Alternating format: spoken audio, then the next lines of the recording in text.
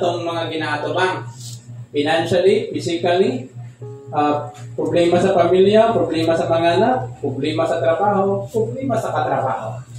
Mahiling adlaw karon atong tunan ang usa ka importanteng karakter na dapat naa sa imuha aron ikaw makapadayon, aron ikaw dili magduha-duha.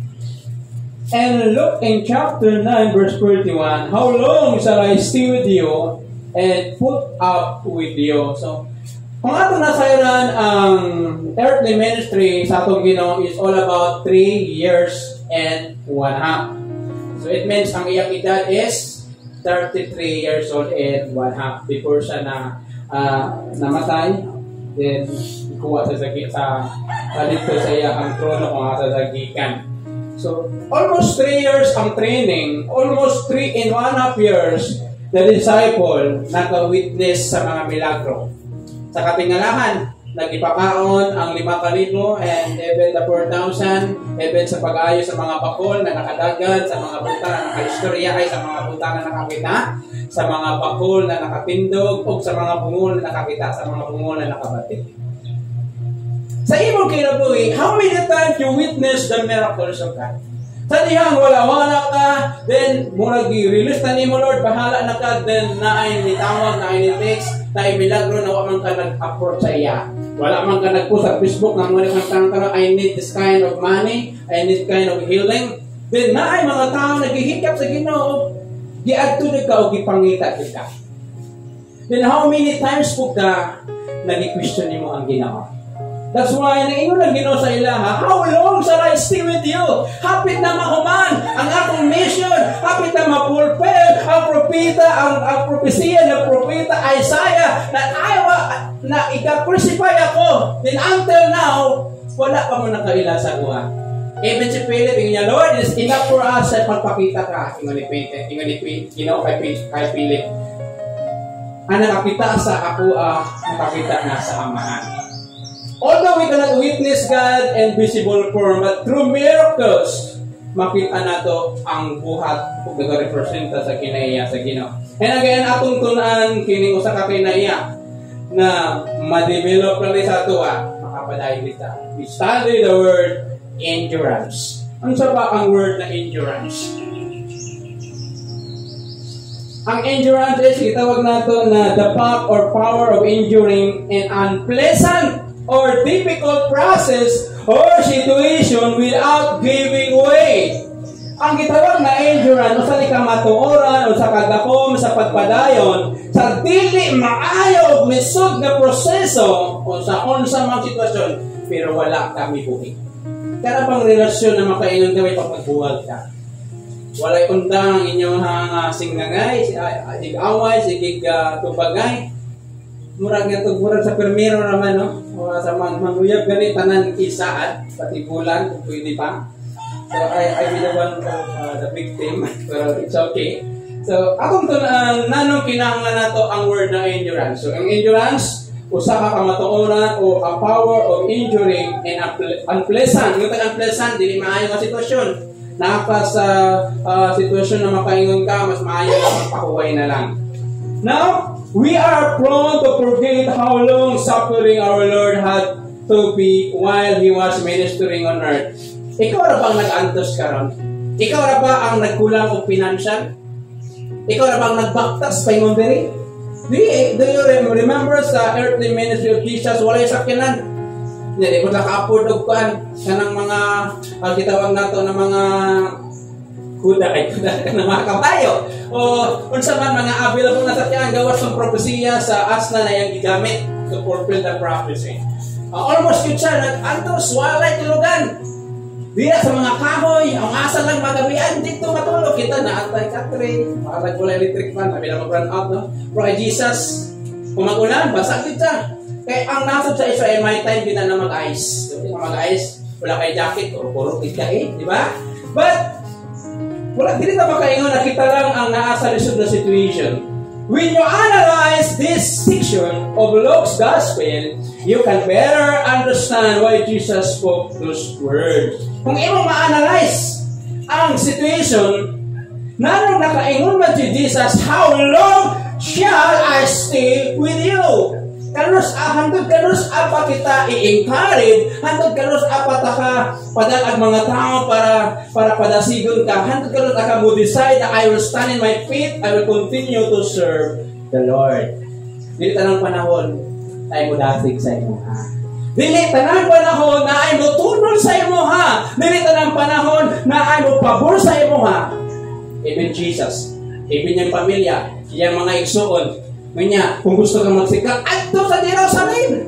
Jesus said, it is not my time. Ibig niya igsuon, naging sa iya ha.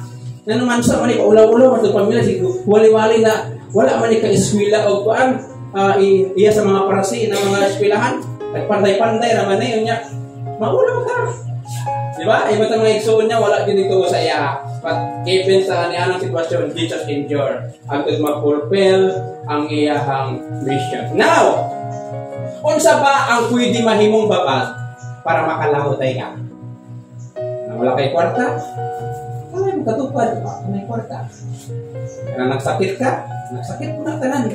Not only physically, mentally. Nagsakit mo na ang iyahang nahuna o iyahang emosyon. Kaya gidaot ka, tanang ko gidaot. Unsa ba ang mahimong babag sa dili ka makalahutan? Pangutan na yung katupad. Kapalutan. Importante kayo, as a Christian, we must know what are the hindrances. Number 1, ato ang basahon ang Luke in chapter 9, verse 37 to 45. Open your Bible para dili ta tugtugon. Pwede ka matulog pero imong mata apre. Okay? Sa pagkasunod na adlaw, naglugsong sila gikan sa bungtod. Gikan sa bukid ha, tanawa, walay payag dito. Anak kalisod ang ilang ministry. Ug misugat kang Hesus ang usa ka dakong panon sa mga tawo. Unya gikan sa pundok may usa ka tawo nga misinggit magtutudlo. Tanawa yung tawo ng akong anak nga lalaki, bugtong ko siyang anak. Muatake kaniya ang usa ka espiritu ug mukalit lang siya og singgit. Ug mukirig ug magbula ang baba. Mostly ay sa mga mukirig ug magbula ang baba is duha gini siya. Is kasagaran gini sa kinaproses sa daotang espiritu. Di paadto sa niini pag-ayo og halos di na lang mubiya kaniya. Gihangyo nako ang imong mga tinud-an paghingilin sa espiritu apan wala sila makahimo. Si Jesus mituhag. Rina nasuko ang Ginoo. Pagkawalay pagtuo, pagkahiwi sa inyong mga huna, magsige na ba ako pailog kaninyo? Unya, miingon siya sa tao, dire ang imuhang anak.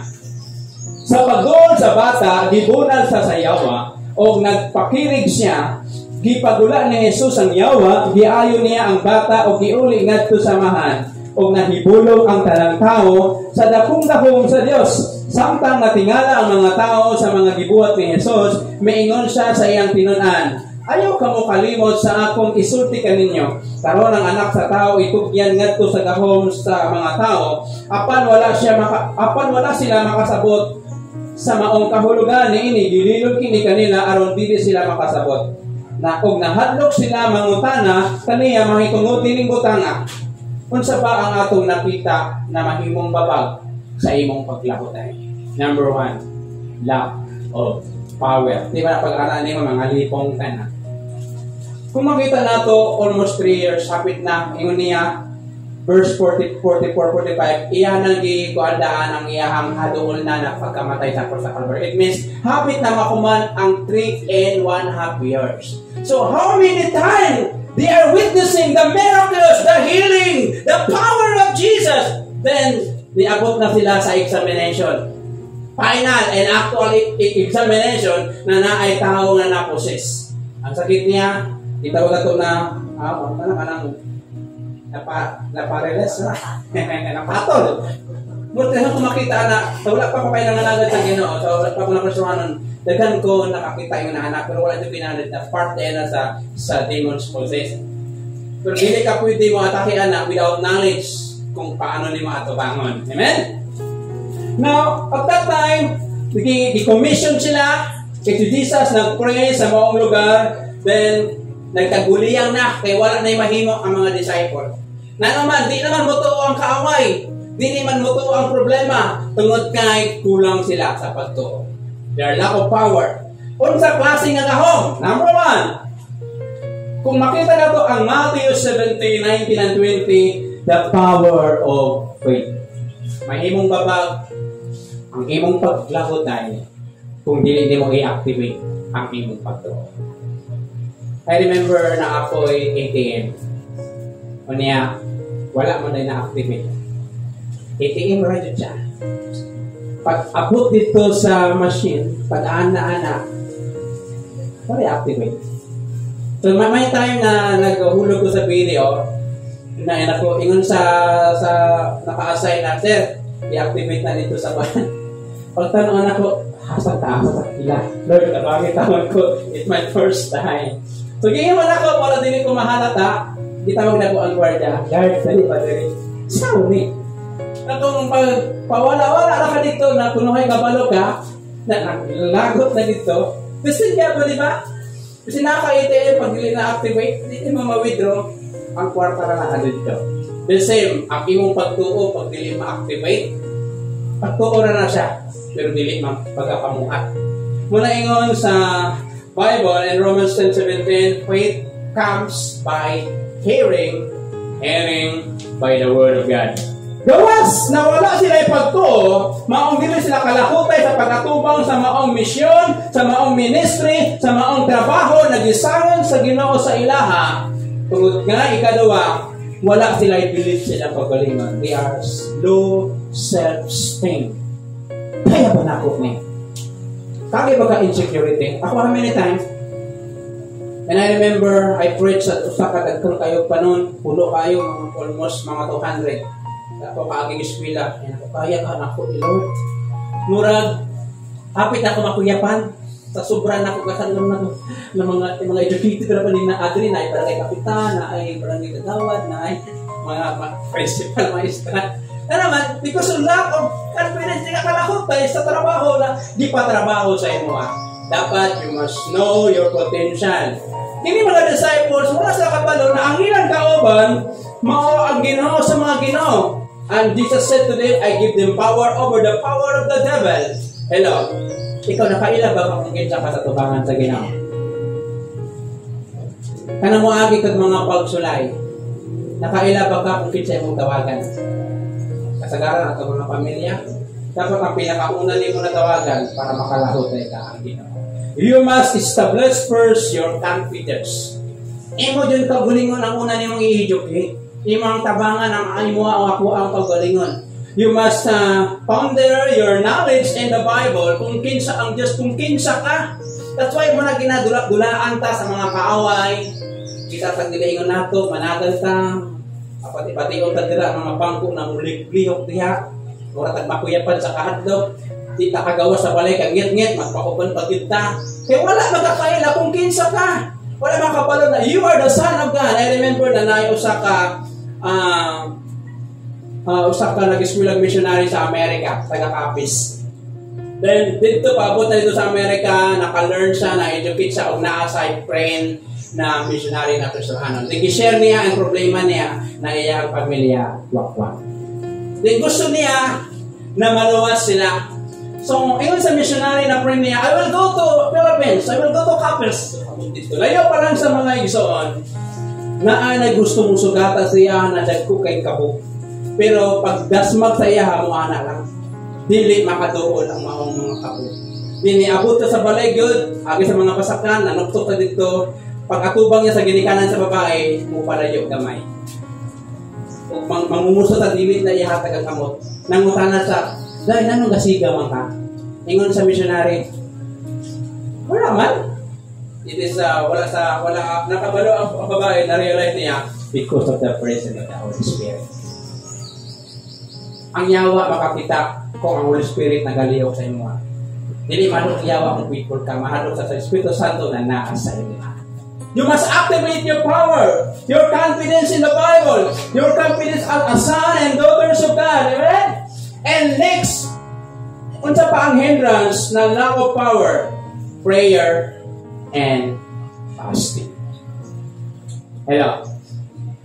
Pag wala kay prayer Pag kulang imo ang pakikistorya sa Ginoo, natural pag maatubang ka ng ining mga butanga na ma-encounter nimo di kailangan na ay si pastor wala ra padri niya, ikaw na dito. Atun sa man ka. Klaro gid na ma-overcome sa kaaway because masayko nila unsa inaan sa imo akani dili prayer po. Di ba? Dili ka kalahutay kung kulang ka og prayer. Ano yung katubad? Kulang pa nag-prayer o nanapok na nasa prayer. Importante kayo na panahon na naakay problema, ato ang i-exercise na manawag ka sa Ginoo because prayer is talking to God, amen? And next, fasting. Dahil ang fast mo, ha? Hello? And I was in Bible College, so ang among Bible School dati, wala sila nag-observe or nag-practice sa gitawag ka fasting. Ngayon nila daw, magupa yung lawas. So, sunod kayo, no choice. Kaya wala kayong agon, maginit tubig lang ko, papukal sa ako ang tiyan, papukal para may nito sa tiyan. May mga time din na tag-dua ka anlaw, tumers, na di ko kakaon. Akong gihulog sa fasting. So I remember, tumahin mo ng fast mo. When you fast, dapat ready imong heart, ready ang imong mind. Sabuhi pa akong partner tungod sa among kalisod. Napilitan mi mag-fasting for 21 days. Nagpili mi, naamit 3,000 na money. Among pilion, ipalit bugas, ibayad sa kuryente para makabot ang kuryente ang simbahan. So, ipili na mo ang kuryente. That's why one day lang may once 1 meal lang may gakaunti sa kadlaw during night. Maglugar ra jud. Na naman kay wala lagi. Pero ang fasting na ginagusto sa Ginoo it is the prepared nimo. Lalo na kung taas kayo, ang imong gusto na imong na fasting, dapat prepare ka, hinay-hini ka kag may tinaon na naman. Pag sikit daghang taon na mag-fasting ka dili kaya sa imong lawas. Dili kaya. That's why labi na akong bago ka pa lang is better to use itawag nato na water. Tungod kay dili pa prepare ang imong tinaid. So kinahanglan sa preparation. But nanong kinahanglan man ang prayer and fasting sa persuhanon para makalahutay ka sa imong situation. Karon, maybe wala ka tay prayer o may prayer ka, o maybe di na ta mag-fasting. Ay mahadlok ka ang fast. And even the doctor nakahatag ang mga advices, it is good for our body. Manaingon sa mga writer, after you fast. After ka ato sa mga fiesta, mag-fasting ka. And very important to have a power spiritual. Then the disciple came to Jesus privately said, why could we not cast it out? Verse 20 in Matthew chapter 17. So Jesus said to them, because of your unbelief, number one, unbelief, and surely I say to you, if you have faith as a mustard seed, you will say to this mountain, move from there and here, and it will move. And nothing will be impossible. But Jesus said, however, this kind does not go except prayer and fasting. And that's why importante na nakatay personal na prayer and fasting. Nakakiba ka na makatabang na para ma-enhance ang imong spirituality. Kaya mura ta sa focus sa ato ang physical life, mura ta sa kaon, laang. When you are fast, so ginasuffer nimo imong physical, then nagalig-on ang imong spiritual. Mahimong babag sa ato ang endurance pag kulang ka sa prayer and fasting. The most important, kung wala kay pagtuo o wala kay confidence sa Ginoo mo kanina. Labi na kung wala ka na kanilagyod sa iyong galagaran.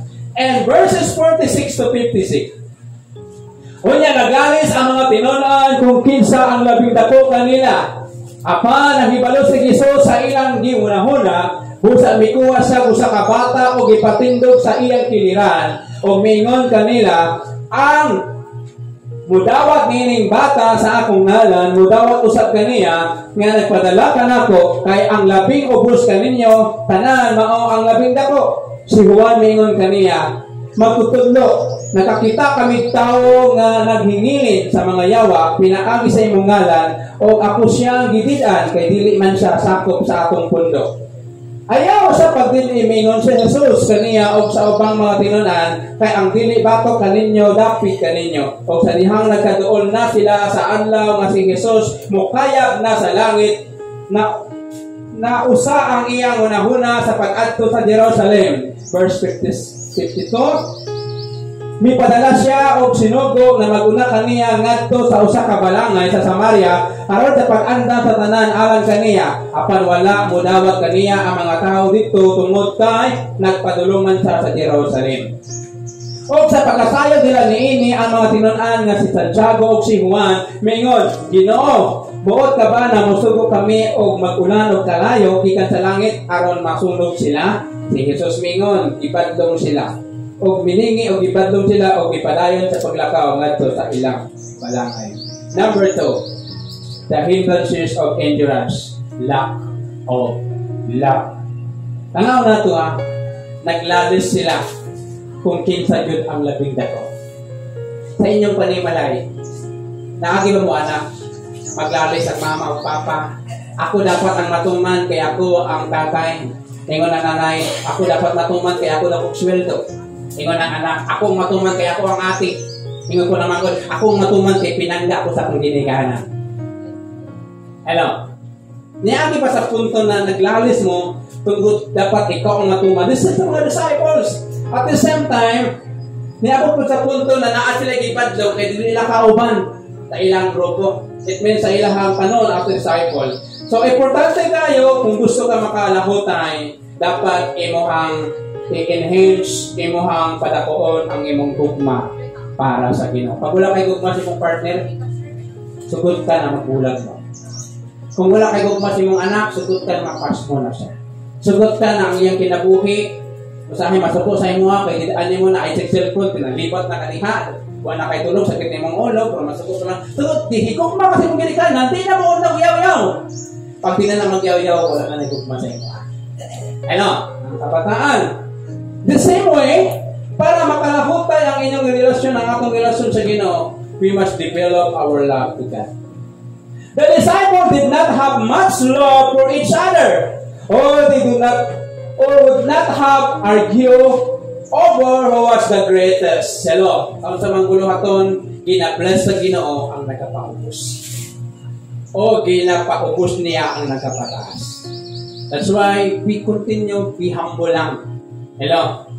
Bisa pagkabalo ka na kaya ni mo, mas okay man ang i-approach ka, mas mapasidong ka na kasang ikaw na ang mag-volunteer, kunya kung mapalpak. So, ako kayo ang kaulawan. Okay? They also show a lack of love of believers outside their own group. Kung managlahi man, naman tayo mga kaila, mga friends nato na dito kauban sa MLC, we must continue na pansinan nato sila.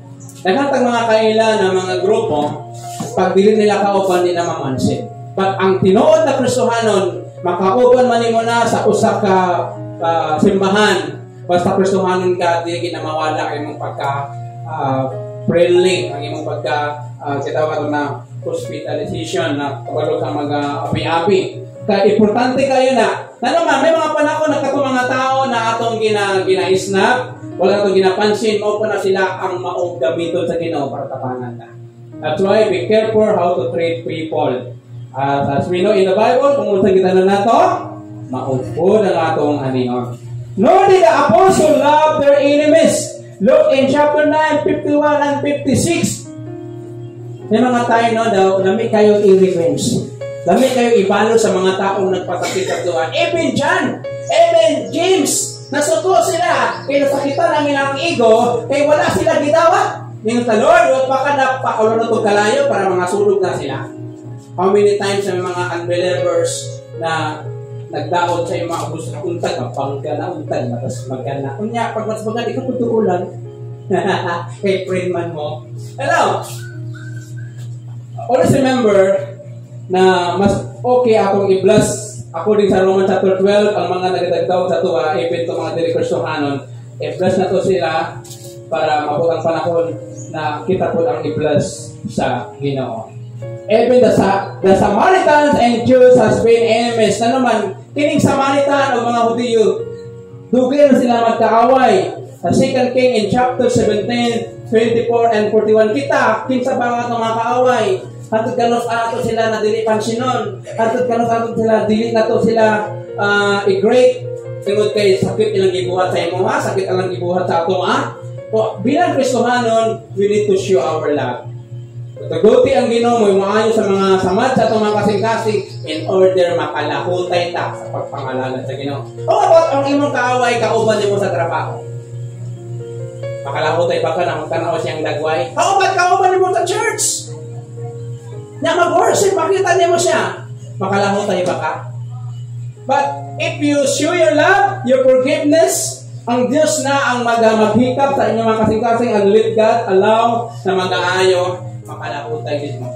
Amen? Kaya kinatestingan po may ang atong kinaiya. And finally, verse 57, samtang nang lakaw sila, may usa ka tao na maingon, kang Isus, musunod ako kanimo bisan asa ka mo ato. Si Jesus mingon ganiya, ang mga milo may taguanan o ang mga langga may mga salag. Apan walay kahigdaan o kapahulayan ng anak sa tao. Kung mingon siya sa laing tao, sunod ka na ako.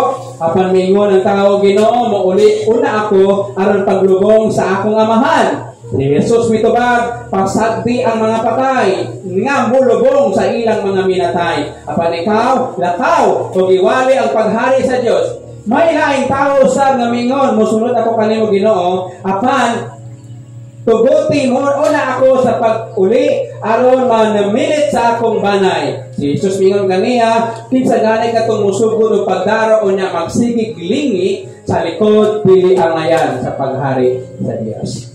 What is the hindrances na makalahutay ka? Una, lack of power, walay pagtuo, walay salig sa pagalingon, walay ampo-ampo, dili mag-fasting, di makasya.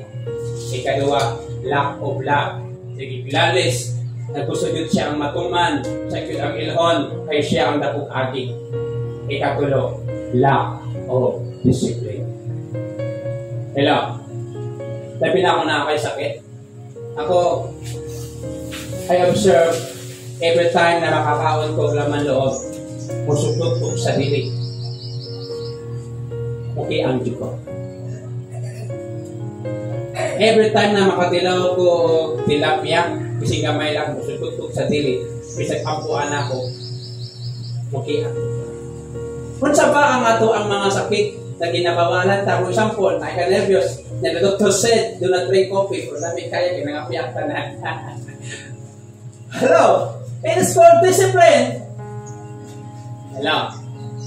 Ibawalan ka magpulaw, tungod kay scroll lang ka ana, unya diya tugay-tugay, tagaok na. Hello? Ibawalan ka kay taasin mong dugo, pero tungod kay tanan nagkaon na yung kalugiya, ano eh, mamatay mo tagpuso, lagi! Ibawalan ka kay sakit imong kilid, pero tungod kay naginusuprin sa tanan, murag logi mo na murag lami man, kaya bukal-bukal, umiinang po ka, kunya naghanaanan na ka kay sakit imong kilid. Lack of discipline. Hello?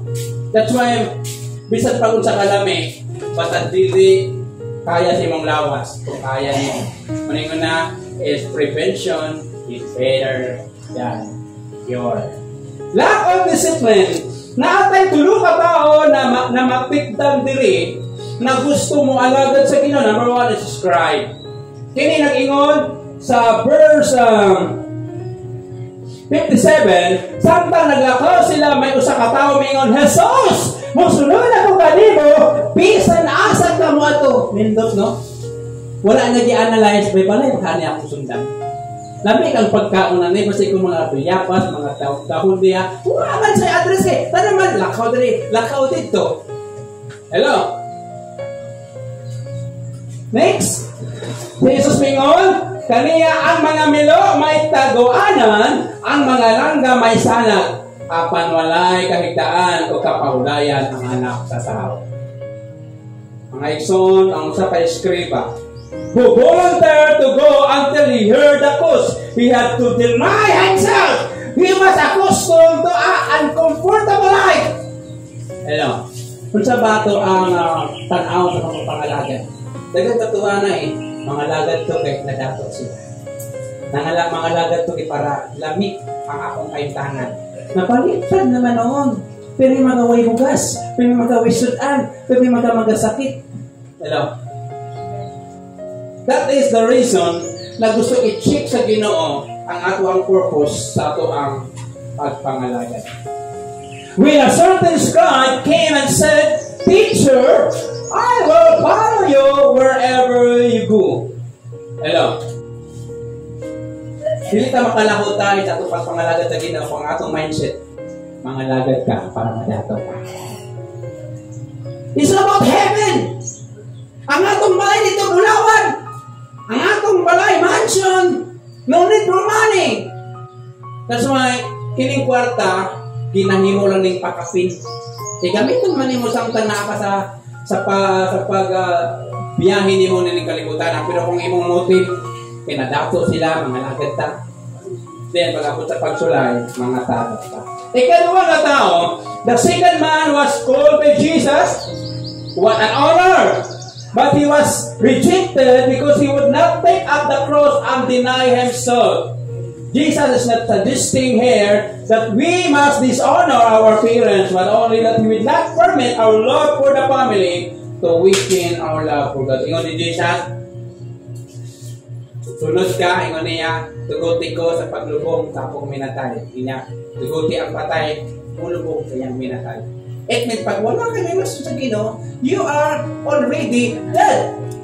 Paano ba na ang yung gitawag nato na figurative language at tuguti ang patay, mulubong sa minatay? Na may patay na mulubong ang minatay. It's considered a person na walay personal relation sa Ginoo is considered dead. Hello? Lack of discipline. Na naman, daghan excuses. Hello? Lord, isa ko magpagamit karon kay mukuro ko, mahadlok ko. So, hadlok ka sa magpagamit. Kanang wala na panahon. Kanang wala na ang simbahan. Nung wala na kay maduulan, di nakakapakta, di nakakalakaw. Mag-wheelchair na lang, makamang na lang. Saan ko na pa usog? Kung kaya niyo na, kaya nila, kaya kung di mo na. And the third man was also volunteer. Kani. Sa Jesus, may nga kaniya, kinsa gani katong musugod og daro, magsigig lingi, sa likod, dili ang mayan sa paghara sa Diyos. Nakagi ba ka nagdaro? Nasigig lingi. Wala tayong makita na nagadaro, nasigig lingi. Na naman, ang iyang agi mo, naana gina. Naana nito, ang karabor ito pingon. Ito, pinipot. Diba? Sa pagpangalagad sa Ginoo, pariyo sa asawa nila. Ingon sa Ginoo tayo, ayaw, don't look back. Ano man, kaya muna sa asawa nila, wakay dala. Na mga tagbukid. Sana na ito mga mais dito, ato, gitanong na arapat galon na to, ito paglingi niya. Ito tayo. Nahimo sang pillar of salt. Dili ka kalahutay, kung sikag lingi-lingi sa imong kagahapon. Gilingi-lingi sa kasakit, kanyang gibuhat, nagipasakitan ka, gidaot ka, it's already past. Kana matamagi na nasakitan. Isang mga nasakitan niya. Sana all. Sana tagipasakitan, not only na heartbreak ta, nasakitan ta, kawatay kwarta, nagkapalit sa kinapalit sa uman. But, importante kayo to continue kung unsa man ang naa sa ato ang atubangan. Yan nga sa pagtindog ang tanan.